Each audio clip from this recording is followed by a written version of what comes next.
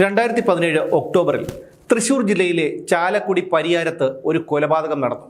കൊല്ലപ്പെട്ടത് real estate ബ്രോക്കറായ Chalakudy Nayathode വീരംപറമ്പിൽ വീട്ടിൽ രാജീവ്. കൊലപാതകത്തിൽ കൊച്ചിയിലെ പ്രമുഖ ക്രിമിനൽ അഭിഭാഷകനായ CP ഉദയഭാനുവിനും പങ്കുണ്ടെന്ന് പ്രതികൾ പോലീസിന് മൊഴി നൽകി. ഈ കേസിലെ മുഖ്യപ്രതി അങ്കമാലി ചെറുമഠത്തിൽ ചക്കര ജോണി എന്ന ജോണി ചുമട്ട് തൊഴിലാളിയിൽ നിന്ന് കോടീശ്വരനായി വളർന്ന ഒരാളായിരുന്നു. Advocate CP Udayabhanu Chalakudy DYSP Shahul ഹമീദിനെ ഫോണിൽ വിളിക്കുന്നു. പരിയാരം തവളപ്പാറയിലെ ജാതിത്തോട്ടത്തിന് നടുവിലുള്ള കോൺവെന്റ് കെട്ടിടത്തിൽ ഒരാൾ അബോധാവസ്ഥയിൽ കിടക്കുന്നു എന്നായിരുന്നു അഡ്വക്കേറ്റ് ഉദയഭാനു DYSPയോട് പറഞ്ഞത്. താമസിയാതെ പോലീസ് ആ കെട്ടിടത്തിലെത്തി. അവിടെ ഒരാൾ മരിച്ചു കിടപ്പുണ്ടായിരുന്നു. അത് രാജീവായിരുന്നു. കന്യാസ്ത്രീ മഠത്തിൻ്റെ പിന്നിലായി ഒരു ഇടനാഴിയുണ്ട്. ആ ഇടനാഴിയിൽ കൈകൾ തുണി കൊണ്ട് പിന്നിലേക്ക് കെട്ടിയിട്ട് കഴുത്തു ഞെരിച്ചാണ് രാജീവിനെ കൊലപ്പെടുത്തിയിരിക്കുന്നത്. അയാൾ പൂർണ്ണമായും നഗ്നനായിരുന്നു. സംഭവം നടന്ന ഈ വീടിൻ്റെ 1/2 കിലോമീറ്റർ അപ്പുറത്താണ് രാജീവിൻ്റെ വീട്. അവിടെ ബലപ്രയോഗം നടന്നതായി ഒറ്റ നോട്ടത്തിൽ തന്നെ പോലീസിന് മനസ്സിലായി. ഒരു ബൈക്ക് മറിഞ്ഞു കിടപ്പുണ്ടായിരുന്നു. അവിടെ 1-2 പേരുടെ ചെരുപ്പുകളും അവിടെ ഇവിടായി ചിതറിക്കിടപ്പുണ്ട്. ആലുവ ST കന്യാസ്ത്രീ മഠത്തിൻ്റെ ഉടമസ്ഥതയിലുള്ള ആ കെട്ടിടത്തിൽ കഴിഞ്ഞ 4 വർഷങ്ങളായി ആൾതാമസമില്ലായിരുന്നു. രാജീവ് വസ്തു ബ്രോക്കറായിരുന്നെങ്കിലും ജാതിത്തോട്ടത്തിൻ്റെ ഉടമകളിൽ നിന്ന് ലേലം വിളിച്ചെടുത്ത് ജാതിക്കായ്കൾ ശേഖരിച്ച് വിൽക്കുന്നതായിരുന്നു അയാളുടെ പ്രധാന ജോലി. സംഭവം നടന്ന് 5 മണിക്കൂറിനുള്ളിൽ രാജീവിനെ കൊലപ്പെടുത്തിയ 4-അംഗ കൊട്ടേഷൻ സംഘം പോലീസിൻ്റെ വലയിലായി. പ്രതികളിൽ ഒരാളെ കൊല നടന്ന വീടിനടുത്ത് താമസിക്കുന്ന ബാബു എന്നൊരാൾ കണ്ടിരുന്നു. ആ വീട് ആളൊഴിഞ്ഞയിടത്താണ്. അവിടെ അപരിചിതനായ ഒരാളെ കണ്ടപ്പോൾ ബാബു അയാൾ സഞ്ചരിച്ച ഓട്ടോറിക്ഷയുടെ നമ്പർ എഴുതിയെടുത്തിരുന്നു. കൊലപാതക വിവരം പുറത്തു വന്നതിനു ശേഷം ബാബു ഈ ഓട്ടോയുടെ നമ്പർ പോലീസിന് കൊടുത്തു. അതിൻ്റെ ചുവട് പിടിച്ചുള്ള അന്വേഷണമാണ് പ്രതികളിലേക്ക് എത്തിയത്. മുരിങ്ങൂർ ആറ്റപ്പാടം ചാമക്കാല ഷൈജു, കോനൂർ സ്നേഹനഗർ പാലക്കാടൻ സത്യൻ, വെസ്റ്റ് ചാലക്കുടി മതിൽക്കൂട്ടം സുനിൽ, ആറ്റപ്പാടം വെളുത്തുപറമ്പിൽ രാജൻ എന്നിവരായിരുന്നു അറസ്റ്റിലായ പ്രതികൾ. ഈ കോൺവെന്റ് കെട്ടിടത്തിന്റെ കാവൽക്കാരൻ ജോർജിനെയും പോലീസ് കസ്റ്റഡിയിലെടുത്തു. ഈ കൂട്ടത്തിൽ ഷൈജു ജോണിയുടെ ഭാര്യയുടെ സഹോദരനായിരുന്നു. അവരെ ചോദ്യം ചെയ്തപ്പോഴാണ് ജോണി എന്നൊരാളാണ് സംഭവത്തിന്റെ സൂത്രധാരൻ എന്ന് മനസ്സിലായത്. ജോണി അപ്പോഴേക്കും ഒളിവിൽ പോയിരുന്നു. ചോദ്യം ചെയ്യലിന് ശേഷം 4-അംഗ കൊട്ടേഷൻ സംഘത്തെ കുന്നംകുളം കോടതിയിൽ ഹാജരാക്കി റിമാൻഡ് ചെയ്തു. പക്ഷേ ജോണിയെക്കുറിച്ച് പോലീസിന് യാതൊരു വിവരവും കിട്ടിയില്ല. പോലീസ് അയാളുടെ കൊരട്ടിയിലെ വീട്ടിലെത്തി. അവിടെയും ജോണി ഉണ്ടായിരുന്നില്ല. ആ വീട്ടിൽ നടത്തിയ പരിശോധനയിൽ ജോണിയുടെ പാസ്പോർട്ട് പോലീസ് കണ്ടെടുത്തു. ഒടുവിൽ ജോണിയെയും കൂട്ടാളിയായ വാപ്പാലശ്ശേരി പൈനാടത്ത് രഞ്ജിത്തിനെയും പാലക്കാട് നിന്ന് പോലീസ് അറസ്റ്റ് ചെയ്തു. കൃത്യം നടത്തിയതിനു ശേഷം ആലപ്പുഴയിലേക്കാണ് ഇവർ 2 പേരും പോയത്. അവിടെ ജോണിയുടെ സുഹൃത്തായ സുധൻ ഉണ്ടായിരുന്നു. അന്ന് അവിടെ താമസിച്ചു. പിന്നീടാണ് കാറിൽ പാലക്കാട്ടേക്ക് കടന്നത്. ജോണി രക്ഷപ്പെട്ട കാറിൻ്റെ അടയാളങ്ങൾ സഹിതം അന്വേഷണ സംഘം എല്ലാ പോലീസ് സ്റ്റേഷനുകളിലേക്കും അറിയിപ്പ് കൊടുത്തു. അങ്ങനെ നെന്മാറ സ്റ്റേഷനിലെ ഹോം ഗാർഡ് ഈ വാഹനം തിരിച്ചറിഞ്ഞു.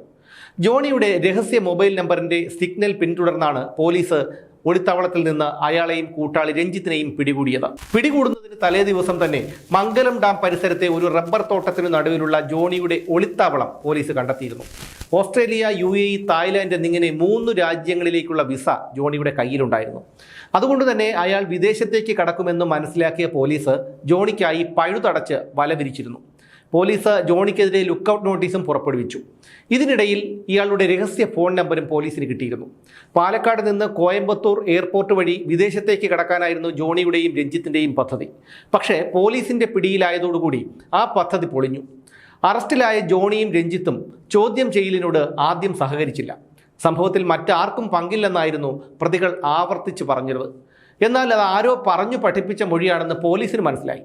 ചോദ്യം ചെയ്യൽ പുരോഗമിച്ചപ്പോൾ അഡ്വക്കേറ്റ് ഉദയഭാനുവിനും സംഭവത്തിൽ പങ്കുള്ളതായി പ്രതികൾ സമ്മതിച്ചു. സംഭവം നടക്കുന്ന ദിവസം ജോണി ഉദയഭാനുവിനെ പലതവണ വിളിച്ചതായി പോലീസ് കണ്ടെത്തിയിരുന്നു. എന്നാൽ എന്തിനാണ് ഉദയഭാനുവിനെ വിളിച്ചതെന്ന ചോദ്യത്തിന് ജോണിക്ക് ഉത്തരമുണ്ടായിരുന്നില്ല. പക്ഷേ തെളിവുകൾ നിരത്തിയുള്ള ചോദ്യം ചെയ്യലിൽ അയാൾക്ക് പിടിച്ചു നിൽക്കാൻ കഴിഞ്ഞില്ല. രാജീവ് കൊല്ലപ്പെടുന്നതിന് മുമ്പ് തന്നെ അയാളെ കൊല്ലുമെന്ന് ഉദയഭാനുവും ജോണിയും കൂടി പലതവണ ഭീഷണിപ്പെടുത്തിയിരുന്നു. ഇക്കാര്യം കാണിച്ച് മുഖ്യമന്ത്രി ഉൾപ്പെടെയുള്ളവർക്ക് രാജീവ് പരാതി നൽകിയെങ്കിലും യാതൊരു നടപടിയും ഉണ്ടായില്ല. ജോണിയുടെ കൂട്ടുകാരനായിരുന്നു കൊല്ലപ്പെട്ട രാജീവ്. ഇടയ്ക്കെപ്പോഴോ ഇവർ തമ്മിൽ തെറ്റി. ജോണിയുമായുള്ള കേസിൻ്റെ വക്കാലത്ത് അഭിഭാഷകനായ ഉദയഭാനുവിനെയാണ് രാജീവ് ഏൽപ്പിച്ചിരുന്നത്. ഇതിനിടയിൽ ഉദയഭാനുവുമായി ചില ഭൂമി ഇടപാടുകളും രാജീവിനുണ്ടായി. രാജീവിൻ്റെ ഇടനിലയിൽ വസ്തു വാങ്ങാനായി ഉദയഭാനു അഡ്വാൻസ് നൽകിയിരുന്നു. പാലക്കാട് മുതലമടയിലെ മേരിയുടെയും രോഹിത്തിൻ്റെയും ഉടമസ്ഥതയിൽ ഉണ്ടായിരുന്ന വസ്തു 3,14 ലക്ഷം രൂപ പറഞ്ഞുറപ്പിക്കുകയും 50 ലക്ഷം രൂപ അഡ്വാൻസായി നൽകുകയും ചെയ്തിരുന്നു. അങ്കമാലിയിൽ 27 സെന്റ് സ്ഥലം വാങ്ങാൻ 20 ലക്ഷം രൂപയും അഡ്വാൻസായി നൽകി. ഈ രണ്ടു കരാറിലും രാജീവായിരുന്നു സാക്ഷിയും ഇടനിലക്കാരനും. കച്ചവടം നടന്നില്ലെന്നു മാത്രമല്ല, അഡ്വാൻസ് കൊടുത്ത പണവും ഉദയഭാനുവിന് തിരിച്ചു കിട്ടിയില്ല. ഇതോടെ ഇവർ തമ്മിൽ തെറ്റി. അങ്ങനെയാണ് ഉദയഭാനു രാജീവിന്റെ എതിരാളിയായ ജോണിയെ കൂട്ടുപിടിച്ചത്. രാജീവിനെ തട്ടിക്കൊണ്ടുവന്ന് അയാളിൽ നിന്ന് പണം കൈക്കലാക്കാനായിരുന്നു ഇവരുടെ പദ്ധതി. ഈ പദ്ധതി നടപ്പിലാക്കാനാണ് ആളൊഴിഞ്ഞ ജാതിത്തോട്ടത്തിനു നടുവിലെ കെട്ടിടം ജോണി വാടകയ്ക്കെടുത്തത്. 4 പേർ ചേർന്നാണ് രാജീവിനെ അവിടേക്ക് കൊണ്ടുവന്നത്. ചില രേഖകളിൽ ഒപ്പുവെക്കാനായി അവർ രാജീവിനെ നിർബന്ധിച്ചു. എന്നാൽ അയാൾ അതിന് തയ്യാറായില്ല. അതോടെ കൊട്ടേഷൻ സംഘം അയാളെ ക്രൂരമായി മർദ്ദിച്ചു. ഈ മർദ്ദനത്തിനിടയിലാണ് രാജീവ് കൊല്ലപ്പെട്ടത്. ഇതൊരു ഒറ്റപ്പെട്ട കെട്ടിടമായതുകൊണ്ട് തന്നെ ബഹളങ്ങളൊന്നും മറ്റാരും അറിഞ്ഞില്ല. അങ്കമാലി FCI ഗോഡൌണിലെ ചുമട്ടുതൊഴിലാളിയിൽ നിന്ന് കോടീശ്വരനിലേക്കുള്ള ജോണിയുടെ വളർച്ച ആരെയും അത്ഭുതപ്പെടുത്തുന്നതായിരുന്നു. അങ്കമാലിയിലും ആലുവയിലുമുള്ള ഗുണ്ടാ സംഘങ്ങളെ നിയന്ത്രിക്കുന്ന സ്ഥലത്തിലേക്ക് അയാൾ വളർന്നു. മുൻമന്ത്രി ജോസ് തെറ്റയിലും ഒരു സ്ത്രീയുമായുള്ള CD പുറത്തു വന്നതിൻ്റെ പിന്നിൽ ജോണിയാണെന്ന് പറയപ്പെടുന്നു. പറഞ്ഞുറപ്പിച്ച പണം ജോണി കൊടുക്കാതെ വന്നതോടെ യുവതി പ്രശ്നമുണ്ടാക്കി. ജോസ് തെറ്റയിലും മകൻ തോമസും തന്നെ പീഡിപ്പിച്ചു എന്നാരോപിച്ചാണ് ഒരു യുവതി അന്ന് രംഗത്തെത്തിയത്. കേസ് കോടതിയിലെത്തിയതോടെ കാര്യങ്ങൾ മാറി. തെറ്റയിലിനെ ഹണി ട്രാപ്പിൽ പെടുത്തുകയായിരുന്നു എന്ന് കോടതി കണ്ടെത്തി. പീഡനം നടന്നിട്ടില്ലെന്ന് കണ്ടെത്തിയ കോടതി തെറ്റയിലിനെ കുറ്റവിമുക്തനാക്കുകയും ചെയ്തു. ഈ കേസിൽ അഡ്വക്കേറ്റ് ഉദയഭാനുവിനെ 7ാം പ്രതിയാക്കി മുദ്രവെച്ച കവറിൽ അന്വേഷണ റിപ്പോർട്ട് അന്വേഷണ സംഘം കോടതിയിൽ ഹാജരാക്കി. മുൻകൂർ ജാമ്യാപേക്ഷയുമായി ഉദയഭാനു കോടതിയിലെത്തി. മുൻകൂർ നോട്ടീസ് നൽകി ഉദയഭാനുവിനെ ചോദ്യം ചെയ്യാൻ ഹൈക്കോടതി പോലീസിന് അനുമതിയും കൊടുത്തു. എന്നാൽ ജസ്റ്റിസ് P. ഉബൈദിന്റെ ഈ ഉത്തരവിനെതിരെ സിംഗിൾ ബെഞ്ച് ജഡ്ജ് ഹരിപ്രസാദ് രംഗത്തെത്തി. ഈ ഇടക്കാല ഉത്തരവോടെ കേസിന്റെ അന്വേഷണം നിലച്ചെന്നും തെളിവുകൾ നശിപ്പിക്കാൻ ഉദയഭാനുവിന് സാവകാശം കിട്ടിയെന്നും ചൂണ്ടിക്കാണിച്ച് രാജീവിന്റെ അമ്മ രാജമ്മ സുപ്രീം കോടതിയിലെത്തി. രാജീവിനെ കൊലപ്പെടുത്തിയതിൽ ഉദയഭാനുവിന് വ്യക്തമായ പങ്കുണ്ടെന്നും അയാൾക്ക് മുൻകൂർ ജാമ്യം അനുവദിക്കരുതെന്നും ആവശ്യപ്പെട്ട് രാജീവിന്റെ മകൻ അഖിൽ കോടതിയെ സമീപിച്ചു. രാജീവിന്റെ അങ്കമാലിയിലെ വീട്ടിൽ ഉദയഭാനു നിത്യസന്ദർശകനായിരുന്നു എന്നതിൻ്റെ CCTV ദൃശ്യങ്ങൾ രാജീവിന്റെ കുടുംബം പോലീസിനു നൽകി. വക്കീലിന്റെ വീട്ടിൽ കക്ഷി പോകുന്നത് മനസ്സിലാക്കാം. എന്നാൽ കക്ഷിയുടെ വീട്ടിൽ വക്കീൽ പോകുന്നതിലെ അസ്വാഭാവികത പോലീസ് തിരിച്ചറിഞ്ഞു. രാജീവുമായി ഉദയഭാനുവിന് റിയൽ എസ്റ്റേറ്റ് ഇടപാടുകൾ ഉണ്ടായിരുന്നതായും ഉദയഭാനുവിന്റെ പേരിൽ കരാറിന്റെ രേഖകളും പോലീസ് കണ്ടെത്തി. 5ാം പ്രതിയായ ജോണിയുമായുള്ള ഫോൺ സംഭാഷണങ്ങളും ഉദയഭാനുവിന് എതിരായിരുന്നു. രാജീവ് കൊല്ലപ്പെട്ട ദിവസം ഉച്ച കഴിഞ്ഞ് ഉദയഭാനുവും രഞ്ജിത്തും ജോണിയും ഒരേ ടവർ ലൊക്കേഷന് കീഴിൽ ഉണ്ടായിരുന്നു എന്നും പോലീസ് കണ്ടെത്തി. എത്ര ഉന്നതനായിരുന്നാലും നിയമത്തിന് മുന്നിൽ തുല്യരാണെന്ന പരാമർശത്തോടെ ആദ്യം ഹൈക്കോടതിയും പിന്നീട് സുപ്രീം കോടതിയും ഉദയഭാനുവിന്റെ മുൻകൂർ ജാമ്യാപേക്ഷ തള്ളി. ഇതറിഞ്ഞതോടെ ഉദയഭാനു ഒളിവിൽ പോയി. സുപ്രീം കോടതിയും ജാമ്യാപേക്ഷ തള്ളിയതോടെ താൻ കീഴടങ്ങാൻ തയ്യാറാണെന്ന് ഉദയഭാനു അന്വേഷണ സംഘത്തെ അറിയിച്ചു.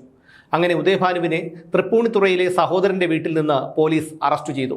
രാജീവിനെ കൊണ്ട് രേഖകളിൽ ഒപ്പിട്ട് വാങ്ങാൻ മാത്രമാണ് താൻ നിർദ്ദേശിച്ചതെന്നും അയാൾ കൊല്ലപ്പെട്ടത് 4 പേരുടെ കൈപ്പിഴ കൊണ്ടാണെന്നും തനിക്ക് ഇതിൽ യാതൊരു പങ്കുമില്ല എന്നുമായിരുന്നു ഉദയഭാനുവിന്റെ വാദം. രാജീവ് തനിക്ക് 11 ലക്ഷം രൂപ തരാനുണ്ടെന്നും ഇത് സംബന്ധിച്ച് പോലീസിൽ പരാതി നൽകിയിരുന്നതായും ഉദയഭാനു പോലീസിനോട് പറഞ്ഞു. കോടതിയിൽ ഹാജരാക്കിയ അയാളെ റിമാൻഡ് ചെയ്ത് ഇരിങ്ങാലക്കുട ജയിലിലേക്ക് അയച്ചു. കൊല്ലപ്പെട്ട രാജീവും ജോണിയും തമ്മിൽ ശത്രുതയുണ്ടായിരുന്നു. ഇവർ തമ്മിലുള്ള കേസുകളിൽ രാജീവിന് വേണ്ടി ഹാജരായിരുന്നത് ഉദയഭാനുവായിരുന്നു. ഇതിനിടയിൽ രാജീവും ഉദയഭാനുവും തമ്മിൽ തെറ്റി. രാജീവിനോടുള്ള പക തീർക്കാൻ ഉദയഭാനു ജോണിയെ കൂട്ടുപിടിക്കുകയായിരുന്നു എന്നായിരുന്നു പ്രോസിക്യൂഷന്റെ വാദം. കേസിൽ കുറ്റപത്രം സമർപ്പിച്ചിട്ട് വർഷങ്ങളായെങ്കിലും അന്തിമ വിധി ഇതുവരെ വന്നിട്ടില്ല. വിചാരണ നടക്കുന്നുണ്ടെന്നാണ് ലഭ്യമാകുന്ന വിവരം.